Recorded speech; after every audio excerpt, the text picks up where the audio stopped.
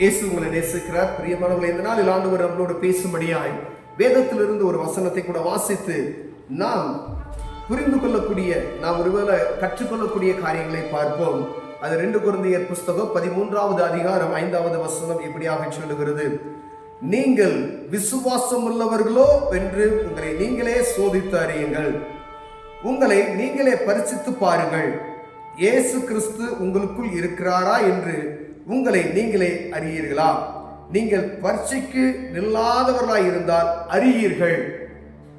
ஒவ்வொரு நாளும் நான் கிறிஸ்துவை அறிந்திருக்கிறவன், கிறிஸ்தவர்கள் என்று சொல்லப்படுகிற, கிறிஸ்துவை ஏற்றுக்கொண்ட, கிறிஸ்துவம் என்ற தெய்வத்தை நான் அறிந்திருக்கிறேன் என்று சொல்லப்பட்ட ஒவ்வொருவரும் நம்மளை தற்பரிசோதனை செய்யும்படியாய் அப்போஸ்தலனாகிய பவுல் சொல்லுகிறதை நாம் பார்க்கப்படுகிறது. பிரியமானவர்களே, எப்படின்னா ஒவ்வொரு நாளும், ஒருவேளை வாரத்துக்கு ஒரு முறை ஆலயத்துக்கு சென்று விட்டு ஆண்டவரை ஆராதிக்கிறோம், அங்கு சொல்லப்படுகிற காரியங்கள், ஒருவேளை தற்பரிசோதனை, இந்த நாள் முழுவதும் ஒரு பாவ அறிக்கையை பண்ணணும்னு சொல்லி அப்படி இல்லாதபடிக்கு ஒவ்வொரு நாளும் தேவ சமூகத்துல அமர்ந்து நம்மளை நாம் சோதித்து அறியும்படியே ஆண்டவர் விரும்புகிறார். பிரியமானவர்களே, கிறிஸ்து உங்களுக்குள் இருக்கிறாரா என்று அறியும்படிக்கு தற்பரிசோதனை செய்யுங்கள்.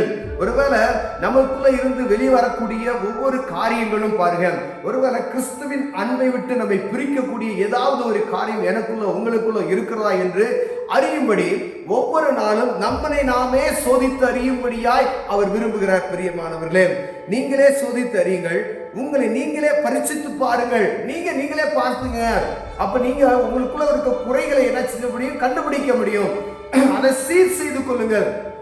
நீங்க பார்த்து ஆண்டவர் எனக்குள் இருக்கிறார், அந்த விசுவாசத்தை பரிசித்து பார்த்து, ஒருவேளை ஆண்டவர் எனக்குள் இல்லாமல் போகிற ஒரு காரியம் எனக்குள் இருக்குமேனால், ஏதோ ஒரு பாவம், ஏதோ ஆண்டவரை துக்கப்படுத்தக்கூடிய ஒரு காரியம் எனக்குள் காணப்படுகிறது என்றால், அதை பரிசித்து பார்த்து அதை விட்டு விலகி விட்டோம் என்றால் ஆண்டவர் நம்மளோடு வாசம் செய்ய வல்லவராக இருக்கிற பிரியமானவரே, பரிசுத்த ஆவியானவரை துக்கப்படுத்தக்கூடிய ஏதோ ஒரு காரியம் எனக்குள்ள உங்களுக்குள்ள இருக்குமே ஆனால், அந்த காரியத்திலிருந்து நம்மளை நாமே சோதித்து அறிந்து அதிலிருந்து நம்ம விட்டு விலகி அவருக்கும் நமக்கும் இருக்கிற அந்த தொடர்பை அதிகப்படுத்திக் கொள்ளும்படி ஆண்டவர் விரும்புகிறார். பிரியமானவர்களே, நீங்க பாருங்க, இயேசு கிறிஸ்து உங்களுக்குள் இருக்கிறாரா என்று உங்களை நீங்களே அறியீர்களா அப்படின்னு சொல்லப்பட்டிருக்கிறது.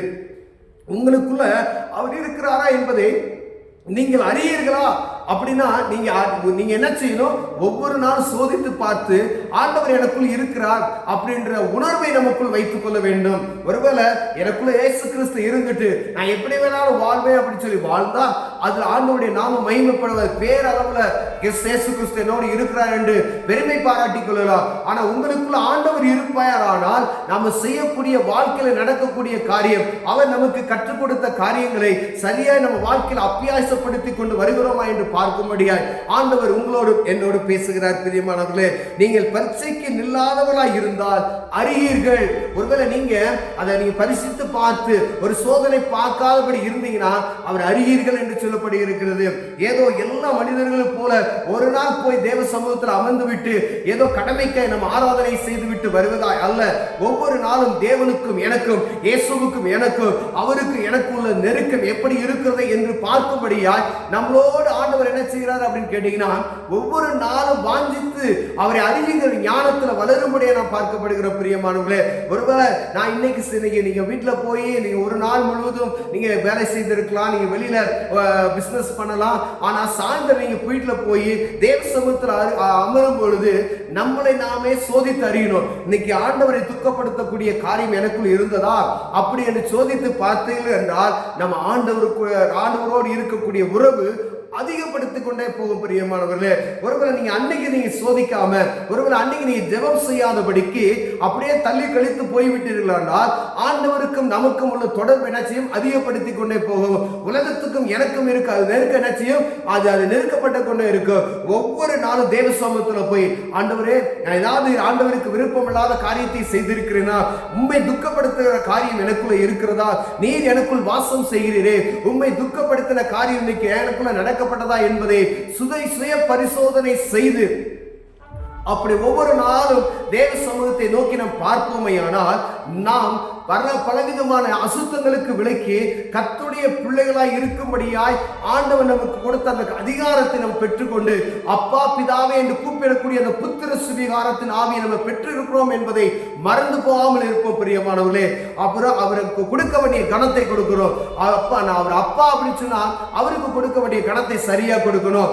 அவரை விசுவாசிக்கிறவர்கள் என்றால் ஒவ்வொரு நாள் அவரை சோதித்து அறியும்படியா என்னுடைய ஆவிக்குரிய வாழ்க்கையை நான் சோதித்து பார்க்க முடியாது. ஒருவேளை உங்களுக்கு மனசுல இது தவறு என்று பட்டால் அந்த தவறான காரியங்களை விட்டு விலகி இயேசு கிறிஸ்துவே தேவ சமூகத்துல போய் ஒவ்வொரு நாள் தேவ சமூகத்துல அமர்ந்து நம்முடைய குற்றங்களை அறிக்கை செய்து அதை விட்டு விடுவோம் என்றால் ஆண்டவர் சமூகத்தில் நம்ம இரக்கங்களை பெற்றுக் கொள்வோம் பிரியமானவர்களே. ஒவ்வொரு மனிதனையும் ஆண்டவர் விரும்புகிறார். அப்போஸ்தலனாகிய பவுல் கொரிந்துக்கு எழுதும் பொழுது அருமையாக எழுதப்பட்டு இருக்கிறது. அவனவன் தனித்தனியே ஒவ்வொரு மனிதனும் சுய பரிசோதனை செய்து இயேசு கிறிஸ்து உங்களுக்குள் இருக்கிறாரா என்று பார்க்கும்படி ஆண்டவர் அழைக்கிறார் பிரியமானவர்களே. ஒருவேளை அதில் குறைச்சல் உறவுகளை காணப்பட்டால் கண்களை மூடி ஒவ்வொரு நாளும் ஆண்டவர் என்னோடு இருக்கிறார், அவரை துக்கப்படுத்துகிற காரியம் எனக்குள்ள இருக்கிறதா என்று பார்க்கும்படி அழைக்கப்படுகிறோம். கண்களை மூடுவோம், ஜெபம் செய்வோம். அன்பின் தகப்பனே, நாங்க ஒவ்வொரு நாளும் தேவ சமூகத்துல நாங்க சுய பரிசோதனை செய்து ஆண்டவருக்கும் எங்களுக்கும் உள்ள தொடர்பு சரியா இருக்கிறதா என்பதை பார்க்கும்படியாய் எங்களுக்கு கிருபை பாராட்டுங்க. இயேசுவின் நாமத்தில்